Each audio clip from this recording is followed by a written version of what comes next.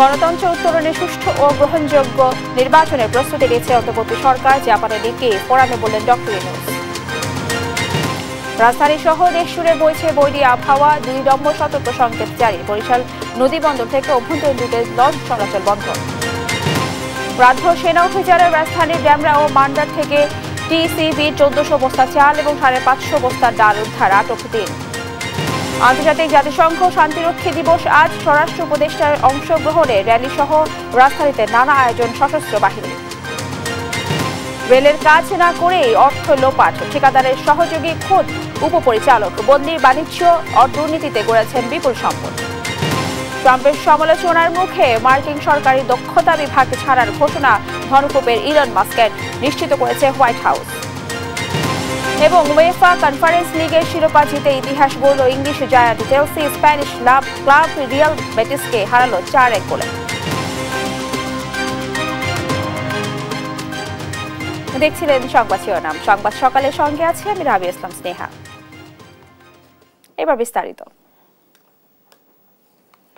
দেশকে গণতন্ত্রে উত্তরণে সুষ্ঠু ও গ্রহণযোগ্য নির্বাচন দিতে প্রস্তুতি নিচ্ছে অন্তর্বর্তী সরকার। সকালে জাপানের নিক্কেই ফোরামে এই কথা জানান অন্তর্বর্তী সরকারের প্রধান উপদেষ্টা ডক্টর মোহাম্মদ ইউনূস। এ সময় বাংলাদেশের মানুষের প্রত্যাশা ও স্বপ্ন পূরণে সরকার কাজ করছে বলেও জানান তিনি। সম্মেলনে সার্ক নিয়েও কথা বলেন অধ্যাপক মোহাম্মদ ইউনূস। ৪ দিনের রাষ্ট্রীয় সফরে বুধবার থেকে জাপানে আছেন তিনি।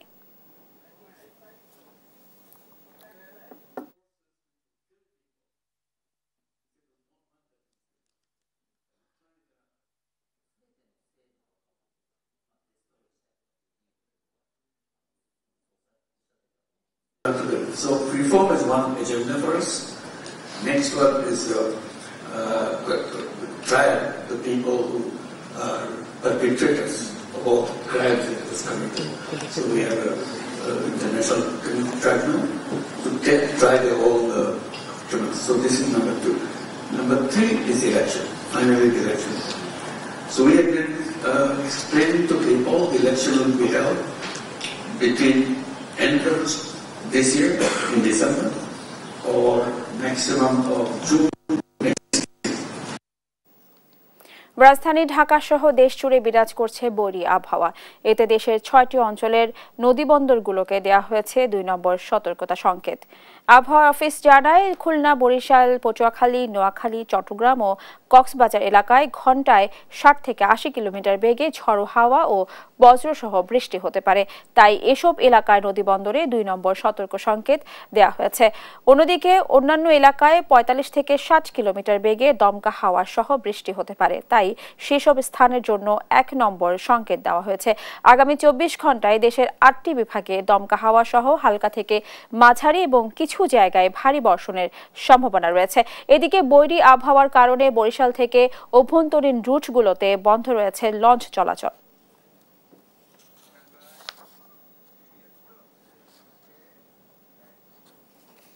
বৈরী আবহাওয়ার লঞ্চ চলাচল বন্ধ পরিস্থিতি নিয়ে আরো জানাতে এই মুহূর্তে বরিশাল নদীবন্দর থেকে যুক্ত হচ্ছেন সহকর্মী শাকিল মাহমুদ। শাকিল, কখন থেকে নৌযান চলাচল বন্ধ আছে, কখন নাগাদ স্বাভাবিক হতে পারে, কি বলছে আবহাওয়া অফিস, বিস্তারিত জানাবেন। সকাল থেকেই বরিশালে কখনো মুষলধারে আবার কখনো থেমে থেমে বৃষ্টি হচ্ছে। এই মুহূর্তে আমি আছি বরিশালের লঞ্চ ঘাটে এবং আপনারা দেখছেন যে এই বরিশালের যতগুলো অভ্যন্তরীণ রুটের যে লঞ্চ গুলো চলাচল করতো সেগুলো কিন্তু সবগুলোই বর্তমানে বরিশাল নদী বন্দরে নোঙর করে রাখা আছে। এবং এখানে আমরা দেখেছি কিছুক্ষণ আগেও আসলে বেশ কয়েকজন যাত্রী তারা এসেছিলেন। তারা আসলে অভ্যন্তরীণ যে রুটগুলো আছে বরিশাল থেকে ভোলা, মেহেন্দিগঞ্জ, পাতারহাট, এই সব যে রুটগুলো আছে সেখানে কিন্তু এই লঞ্চগুলো চলে। এবং আসলে যে অভ্যন্তরীণ রুটগুলোতে যেহেতু আজকে সকাল ৫টা থেকে এই লঞ্চ চলাচল বন্ধ করা হয়েছে, কারণে আমরা কিন্তু দেখেছি যে অনেক যাত্রী আসলে তাদের গন্তব্যে না যেতে পেরে ফিরে গেছে। আমরা তাদের সাথে কথা বলছিলাম, তারা যেটা জানিয়েছে যে আসলে তারা জানতোই না যে 2 নম্বর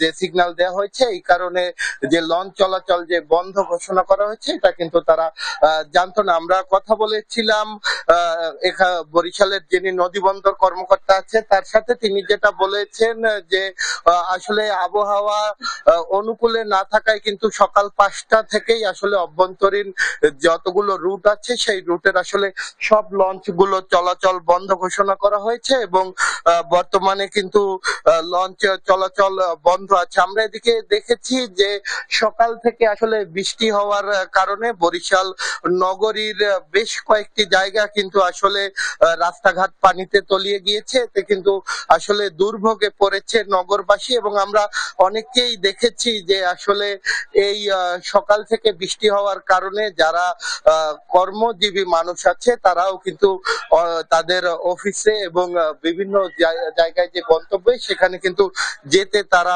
ভোগান্তি পোহাতে হচ্ছে। আমরা আবহাওয়া অফিসের সাথে কথা বলছিলাম, আবহাওয়া অফিস যেটি জানিয়েছে যে প্রতিনিয়তই আসলে আবহাওয়ার যে পরিস্থিতি সেটি আসলে খারাপ হচ্ছে,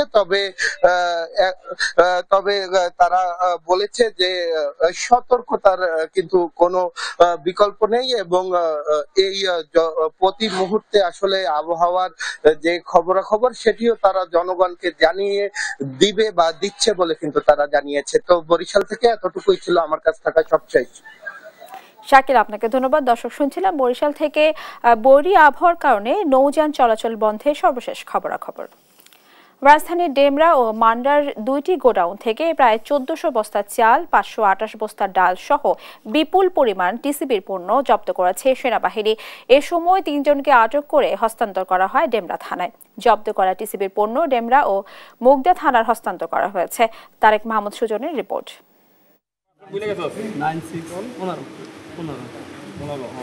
ঘন্টার পর ঘন্টা দীর্ঘ লাইনে দাঁড়িয়েও টিসিবির পণ্য না পেয়ে প্রায় খালি হাতে ফিরতে হয় নিম্ন আয়ের মানুষদের।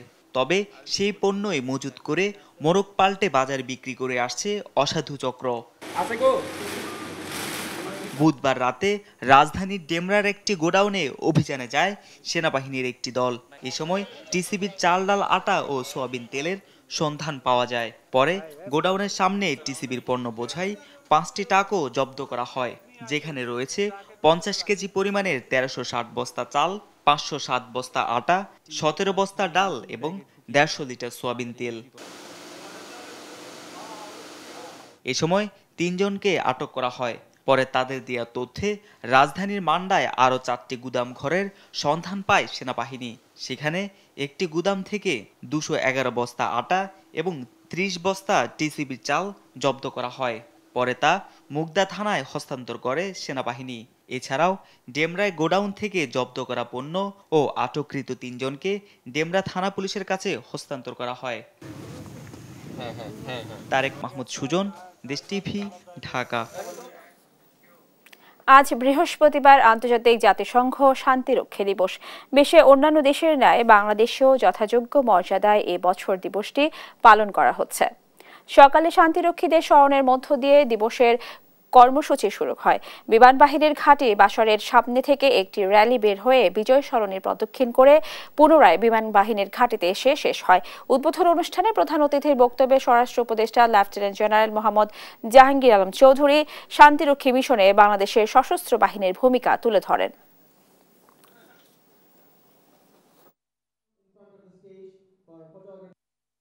Over the past 3.5 decades, Bangladesh peacekeepers have served with distinction in numerous challenging missions across the global, earning accolades for their professionalism.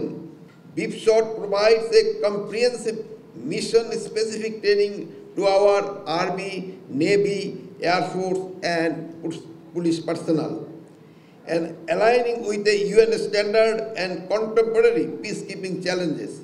Rail লাইনের নিরাপত্তা বেষ্টনী গ্রিল রং এবং মেরামত না করে 25 লাখ টাকা লোপাট করেন ঠিকাদার রেজাউল মোল্লা। অথচ ঠিকাদারির মূল প্রকল্প বাতিল হলো রেলের উপপরিচালক এস.এম. মাহমুদুর রহমানের স্বাক্ষরেই আত্মসাৎ করে টাকা। রেলে বদলি বাণিজ্য দুর্নীতিতে বিপুল অর্থ সম্পদ গড়েছেন এই উপপরিচালক। আলিমুজ্জামান সাফওয়ানের অনুসন্ধানে বিস্তারিত।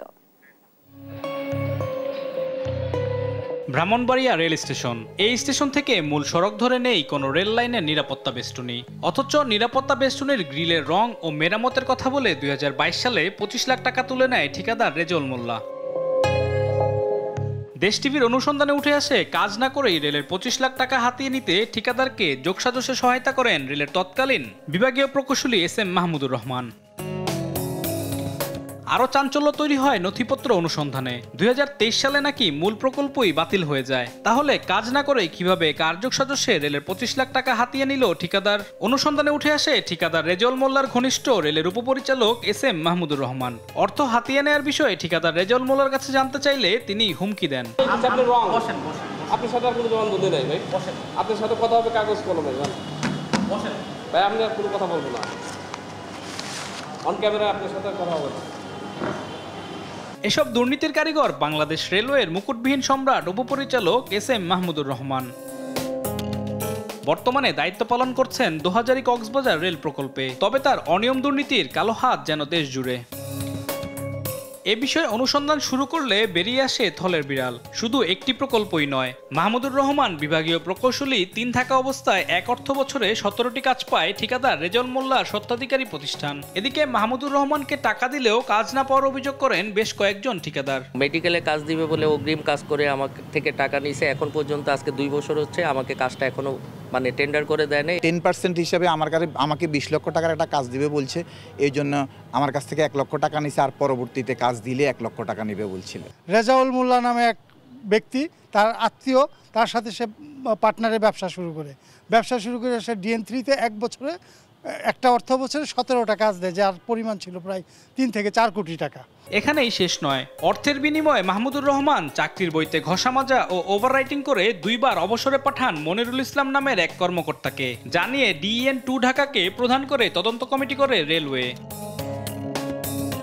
এখানেও ঘটে নজিরবিহীন ঘটনা। নিজের অপরাধের তদন্ত নিজে করতে DN2 পদেই বদলি হয়ে যান মাহমুদ। পরে সেই তদন্ত আজও দেখেনি আলোর মুখ। ক্ষমতা অপব্যবহার করে বছরের পর বছর এমন বদলি বাণিজ্য, নিয়োগ বাণিজ্য অবাধে চালিয়েছেন তিনি। জানিয়ে মুখ খুলেছেন বেশ কয়েকজন ভুক্তভোগী। ফেব্রুয়ারিতে মাহবুব স্যার আমার চাকরি দিয়েছিল, আমি 2,70,000 টাকা স্যারে দিয়েছিলাম, স্যার আমার পারমানেন্ট করে দিব রেলের চাকরি। আমি মাহমুদ স্যার আছে 2.5 লাখ টাকা ওনার বাংলাতে গিয়া দিয়েছি। উনি আমার বলছে যে উনি খালাসিতে আমারে চাকরি দিবে। আমাদের যে লোকটা নিয়েছে উনি কাছে 2-3 লাখ টাকা নিয়ে মনে চাকরি দিয়েছে।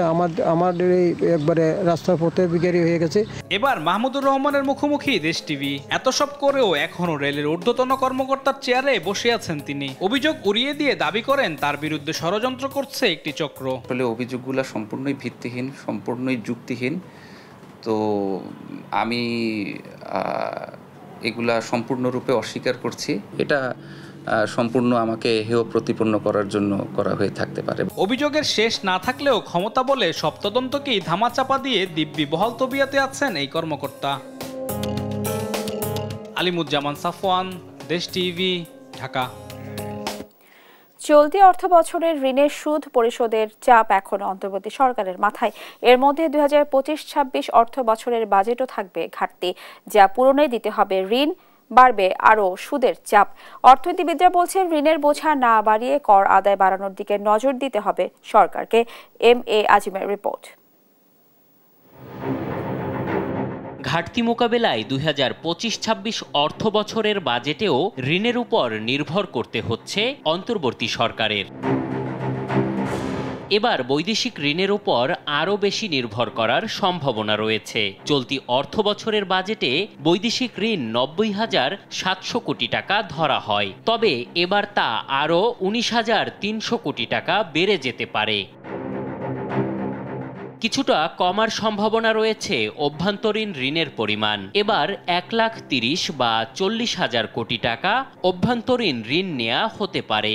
আগের বছর যা ছিল 1,52,500 কোটি টাকা। এ হিসেব বলছে বাজেটে বাড়বে সুদ পরিশোধের ব্যয়। গত অর্থ বছরে 1,13,500 কোটি টাকা সুদ হলেও এবার তা বেড়ে 1,33,000 কোটিতে ঠেকতে পারে। এ অর্থনীতিবিদ মনে করছেন এমন সুদের বোঝা শুধু বাজেট বাস্তবায়নকেই চাপে ফেলবে না, রিজার্ভ ও অর্থনীতিকেও প্রভাবিত করবে। আগামী অর্থবছরে যেহেতু প্রায় মোট বাজেটের 17% মতোই সুদ পরিশোধে ব্যয় করা হবে এবং তার একটা বড় অংশ চলে যাবে ডলার হিসেবে দেশের বাইরে, তো সুতরাং একদিকে রিজার্ভের উপরে চাপ তৈরি হবে, অন্যদিকে দেশের অর্থনীতিও খানিকটা সংকুচিত হতে পারে। তবে বৈদেশিক ঋণ কমিয়ে অভ্যন্তরীণ আয় বাড়ানোর তাগিদ এ অর্থনীতিবিদের। তার মতে ঢেলে সাজাতে হবে কর আদায় প্রক্রিয়াকেও। সুদের চাপটা কমানোর উপায় হচ্ছে যে আপনি ঋণ নেবেন না, বেশি ঋণ নেবেন না। যদি আপনি বেশি ঋণ নেন তাহলে আপনি সুদের বোঝা তো বাড়তেই থাকবে। আর বেশি ঋণ আপনি নিতে পারবেন না তখন যখন আপনার ডোমেস্টিক রেভিনিউ, আভ্যন্তরীণ কর আয় বা কর বহির্ভূত আয় আপনি বাড়াতে পারবেন। আর ওটা আপনি বাড়াতে পারবেন যখন আপনি ট্যাক্স নেট এবং ট্যাক্স রেট, ট্যাক্স বেস এবং ট্যাক্স আদায় এগুলো ঠিক মতো করতে পারবেন। ওটা আবার করতে গেলে আপনার ট্যাক্স অ্যাডমিনিস্ট্রেশনের রিফর্ম লাগবে। এই সবগুলো জিনিস বাজেটে করতে পারলে আস্তে আস্তে সুদের বোঝা কমবে। 2023-24 অর্থবছর পর্যন্ত ঘাটতি মোকাবিলায় অভ্যন্তরীণ ঋণের উপর বেশি নির্ভর করত সরকার। চলতি অর্থবছরই বাড়ানো হয় বৈদেশিক ঋণের পরিমাণ, যা এবার আরও বাড়তে পারে। বৈদেশিক ঋণ আর ঋণের সুদ দুটি পরিশোধ করতে হয় ডলারের হিসেবে। সেক্ষেত্রে ডলারের মূল্য বৃদ্ধি পেলে বাড়তে পারে ঋণের বোঝা আর সুদের চাপ। এম এ আজিম, দেশ টিভি, ঢাকা। সরকারি চাকরি অধ্যাদেশ 2025 বাতিল না হওয়া পর্যন্ত আজ থেকে 1 ঘন্টার কর্মবিরতি পালন করছে সরকারি কর্মকর্তা কর্মচারীরা। সকাল 10টা থেকে শুরু হয়ে চলবে বেলা 11টা পর্যন্ত। পূর্ব ঘোষণা অনুযায়ী সচিবালয়ের কর্মচারীরা সকাল থেকে এই কর্মবিরতি পালন করছেন। দাবি আদায় না হলে আগামী রোববার নতুন কর্মসূচি দেবেন তারা। তবে জাপান সফর শেষে প্রধান উপদেষ্টা আগামী শনিবার দেশে ফিরলে কর্মচারীদের দাবির কথা তার কাছে তুলে ধরবেন মন্ত্রিপরিষদ সচিব। এদিকে 25 ক্যাডারের কর্মকর্তারা গতকাল দ্বিতীয় দিনের মতো সারা দেশে কর্মবিরতি পালন করেন।